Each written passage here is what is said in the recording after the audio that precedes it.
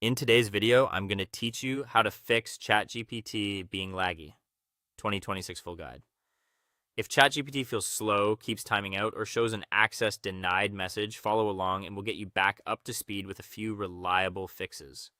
First, try a quick reset. Start by signing out of your ChatGPT account from your profile menu, then sign back in. If you originally used a different email provider, try logging in with your Google account this time.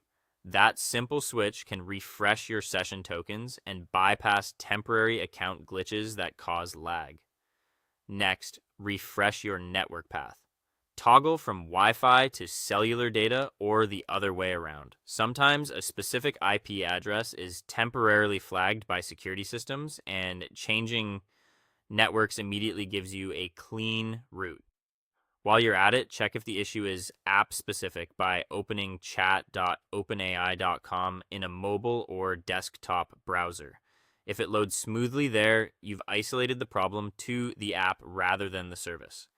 If you're on Android and the app keeps showing access denied or won't load, clear the app's temporary files. Long press the ChatGPT icon, tap the information button, and open storage. Tap Clear Cache to remove stale data that can slow requests. If the error sticks around, tap Clear Data. This signs you out and resets app settings, but it won't delete your saved conversations, so your history remains intact. After that, launch the app and sign in again. On iPhone or iPad, offloading the app is the cleanest refresh. Go to Settings, then General, then iPhone Storage, find ChatGPT, tap Offload App, and when it completes, tap Reinstall App. Offloading removes the app's core files while keeping your documents and data, so reinstalling forces a clean update without wiping your content. Now let's address network protections that often trigger access blocks. If you use a VPN or proxy, turn it off. OpenAI routinely blocks known VPN IP ranges to prevent automated abuse, and that can slow or deny your sessions.